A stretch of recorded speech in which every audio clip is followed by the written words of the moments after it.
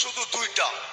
কসম খোদার, আপনারা সুখ ঘরের থেকে এক্সপোর্ট করতে পারবেন, বিদেশে পাঠাইতে পারবেন, সুখ বেচা খাইতে পারবেন, শুধু দুইটা জিনিস যদি মেনে নেয় প্রত্যেক ফ্যামিলি, প্রত্যেক মানুষের জীবন, প্রত্যেক যুবক বৃদ্ধ, যে আজকের থেকে আমার জীবনে কোনো চাহিদা থাকবে না।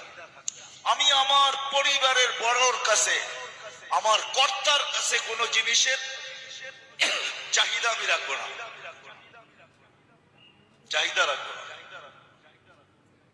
প্রথম এটা যদি সবাই যদি নিজের জীবন থেকে চাহিদাকে বিদায় দেয়, যেন আমি কিচ্ছু চাবো না, যা পাবো তা খাবো, পাবো না সবর করবো। আর না পাওয়ার উপরে যদি অভিযোগ না করে, সুখের রাস্তায় সবচেয়ে বড় লানত হলো এই দুইটা, চাহিদা আর অভিযোগ। মনে হয় বোঝেন নাই? পাওয়ার জন্য চাহিদা, না পাওয়ার বিরুদ্ধে কি অভিযোগ। প্রমাণ চান তো ইব্রাহিম আলাইহিস সালাম প্রমাণ দিতেছেন, জাতির পিতা। আয়েশা পুত্রবধূকে জিজ্ঞাসা করছে, কেমন আছো? নুন আনতে পান্তা ফুরায়, পান্তা আনতে নুন ফুরায়।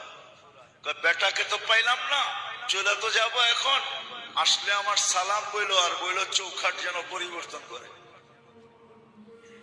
কিন্তু পুত্রবধূ সত্য বলছে, পুত্রবধূ যা বলছে এটা কি বলছে? সত্য বলছে, কিন্তু ছিল অভিযোগ। বিকালে ফিরে আসছে ইসমাইল আলাইহিস সালাম, বলছে কেউ আসছিল? কয় বুইরা আসছিল। বুইরা?